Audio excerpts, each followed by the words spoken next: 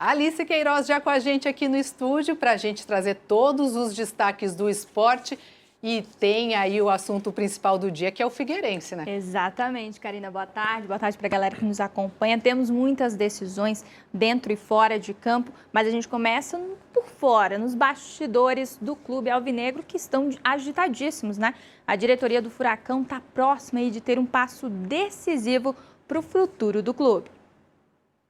Após o julgamento realizado na 4ª Câmara de Direito Comercial do Tribunal de Justiça do Estado, o Figueirense teve a homologação da recuperação judicial encaminhada pela Justiça. Na decisão dessa terça-feira, foram mantidos os planos de pagamento aprovados em 2 assembleias em primeiro grau. No entanto, a partir de agora, o clube terá que apresentar garantias suficientes, como o terreno onde ficava o ginásio Carlos Alberto Campos, ações da SAF ou até recursos de investidores. Isto significa que o Figueira será intimado a apresentar essas garantias e, se elas forem consideradas suficientes, a recuperação judicial será homologada. Agora, o clube aguarda a publicação da decisão final, que faz o processo retornar ao primeiro grau de jurisdição, onde o juiz fará a intimação. Cláudio Caticarte já está comigo aqui no estúdio para a gente falar sobre esse assunto. Tarde de ontem importantíssima e favorável para o Figueirense nessa reta final do processo, né, Cláudio? Boa tarde. Boa tarde a todos que nos acompanham aqui no Balanço Geral. Para lá de positiva, viu, Alice? Porque o clube vivia uma incerteza, né, jurídica. Apresentou um plano de recuperação em primeiro grau, que tinha sido aprovado por maioria em 2 assembleias porque era o Figueirense Associação e o Figueirense Limitada, a empresa, né? E tinha sido aprovado. O juiz de primeiro grau, ao homologar a recuperação judicial, condicionou que o Figueirense fizesse readequações em alguns desses planos, né? De prazos de pagamento. O Figueirense entendeu que a dívida, assim, diante do que ele tinha colocado no seu plano, dobraria, porque ele conseguiu alcançar no plano que ele apresentou em primeiro grau e que tinha sido votado, ele tinha conseguido alcançar um valor bem condizente com aquilo que ele poderia cumprir de pagamento, com deságios, ou seja, descontos, com prazos maiores de pagamento.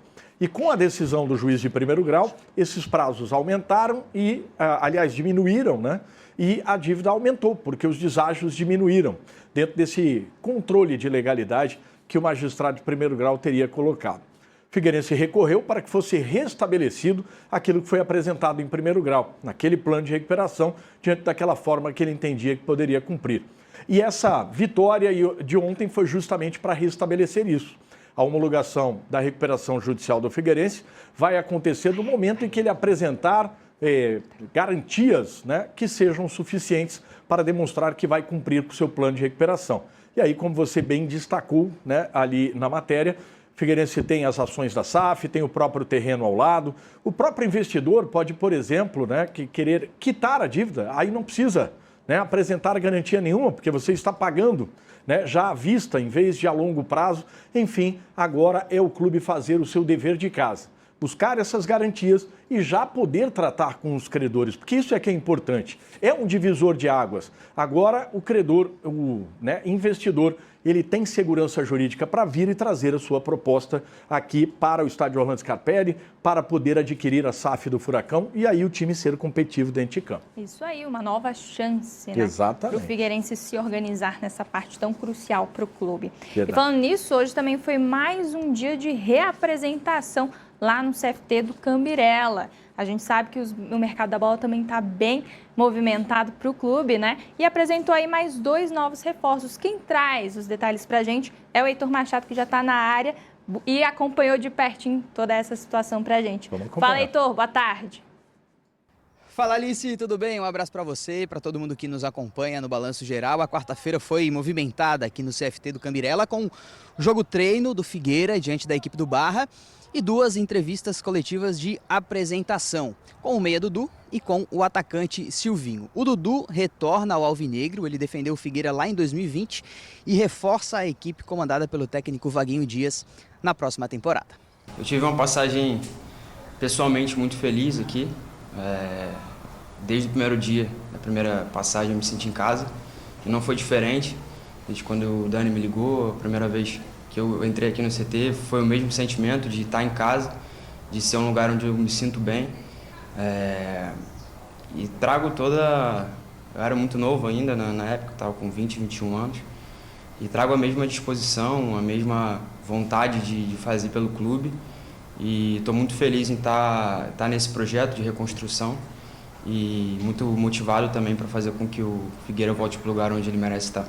O Silvinho, atacante experiente de 35 anos, passagens por Criciúma, Joinville e Chapecoense, agora em Florianópolis. Ele falou sobre a expectativa para defender o alvinegro. A camisa pesa muito, né? Eu sou um jogador que tive a felicidade de jogar em outros clubes aqui em Santa Catarina e agora ter essa oportunidade de jogar em um dos maiores também, para mim foi uma motivação a mais. Eu já joguei várias vezes contra o Figueirense e sei do tamanho do clube, a torcida. Isso me motivou bastante. E, óbvio, também o time vindo já de um campeonato ganhando um título, o elenco que se formou, que estava se formando, isso também me ajudou a responder para o Daniel que eu gostaria de vir e abraçar o projeto. O Figueirense deve apresentar durante essa semana mais um jogador. Jorginho já treina com o elenco e será apresentado oficialmente à imprensa na próxima sexta-feira. A preparação do alvinegro continua e a estreia no campeonato estadual marcada para o dia 7 de janeiro contra o Joinville, no norte do estado. Alice, amigos, eu volto com vocês. Valeu, Heitor Machado, portanto, atualizando para a gente essa manhã do Clube Alvinegro, que também é importante essa montagem do elenco, já pensando no ano que vem, né? Aliás, a gente pensa num caminho mais positivo e o Figueirense está buscando, né? É verdade, precisa se mexer dentro de campo, já que fora de campo ainda vai demorar todo esse trâmite judicial, né? O judiciário entra em recesso, a gente só vai ter essa resolução da homologação em fevereiro, talvez, né? Com o recesso do judiciário retornando só dia 7, os prazos processuais dia 20. Enquanto isso, dentro de campo, como você viu a matéria do Heitor, Figueirense apresentando jogadores como o Silvinho e o Dudu. Dudu esteve em 2020, jogador camisa 10, né? O jogador construtor no meio de campo. Vinha um ano parado, ele estava no Apoel de Israel, teve uma lesão no ligamento cruzado anterior, mas a gente, né, falando com o Vaguinho, com a comissão técnica, ele parece que para a estreia vai estar ok. Silvinho, um jogador bastante experiente, enfrentou o Figueirense pelas equipes do São Bernardo, também pelo Botafogo da Paraíba, conhece bem a Série C do Campeonato Brasileiro.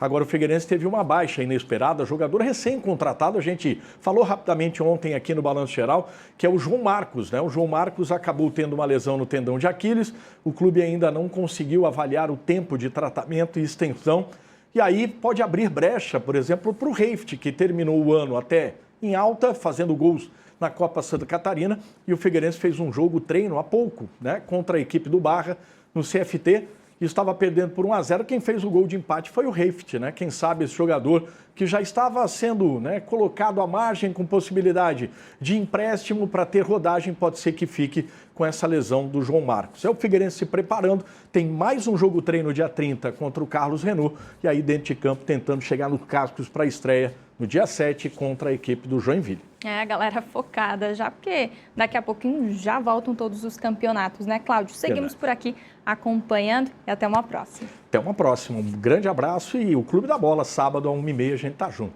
Valeu, Cláudio. Valeu. E ó, a gente volta para a situação de decisões, agora dentro de campo, porque pela Copa do Brasil, Corinthians e Vasco se enfrentam hoje em Itaquera pelo jogo de ida da grande final. Duas equipes que têm aí uma disputa da Copa Nacional como título que pode salvar a temporada de 2025, que não foi muito boa. Quem chega com os detalhes da partida é a Duda Gonçalves. Boa tarde, Duda. Olá, Corinthians e Vasco se enfrentam hoje à noite na Neoquímica Arena pelo jogo de ida da final da Copa do Brasil. O time paulista volta à decisão da competição depois de 3 anos e luta pelo seu 4º título. A última vez que o Corinthians conquistou a Copa do Brasil foi em 2009. Já o Vasco, do técnico Fernando Diniz, luta pelo seu 2º título da competição. O Vasco foi campeão da Copa do Brasil em 2011 e vive agora a expectativa de conquistar mais este título. A expectativa é de casa cheia, mais uma vez, mais de 40 mil torcedores vão marcar presença na Neoquímica Arena. E lembrando, a grande decisão, o 2º jogo será no Maracanã, no Rio de Janeiro, no domingo, às 6 da tarde. Valeu, Duda. E além do Vasco e do Corinthians se enfrentando, hoje também tem decisão para o Flamengo. A equipe do técnico Felipe Luiz vai em busca de um dos títulos mais cobiçados pelos representantes sul-americanos que chegam na disputa. É a grande final da Copa Intercontinental. Doha amanheceu chuvosa, algo raro por aqui. Em média, chove apenas 20 dias por ano no Catar. Chover é tão improvável quanto um time sul-americano vencer a Copa Intercontinental. O último foi o Corinthians, em 2012. Mas o técnico Felipe Luiz acredita que o Flamengo pode repetir o feito. Uma nova oportunidade para continuar fazendo história. Fácil, obviamente que não vai ser, mas é possível. Em sua vez de falar aos jornalistas aqui no estádio, o técnico espanhol Luis Enrique elogiou o estilo de jogo do Flamengo. Disse que a final será um grande espetáculo e que o Paris Saint-Germain vem motivado para conquistar esse troféu que ainda não tem na galeria do clube. Mañana vai ser muito difícil quitar esse balão, assim que eu creio que vai ser uma final apasionante porque os dois equipos temos estilo muito parecido e eu creo que se vai ver uma gran final. Mais de 30 mil ingressos foram vendidos para a final. E uma coisa é certa, o troféu vai ser erguido por um brasileiro. De um lado, o Bruno Henrique do Flamengo. Do outro, Marquinhos do PSG. As duas equipes têm uma filosofia de jogo muito agressiva, né? Então vamos ver e com certeza vai ser um jogo, como eu disse, de alto nível. E a gente está querendo muito ganhar esse título. Tá aí um dia mega importante para o Flamengo, que vive um excelente momento e teve aí um grande ano. Karina, amanhã a gente, claro, traz os detalhes dessa decisão. E a gente te espera, então. Até amanhã. Até mais.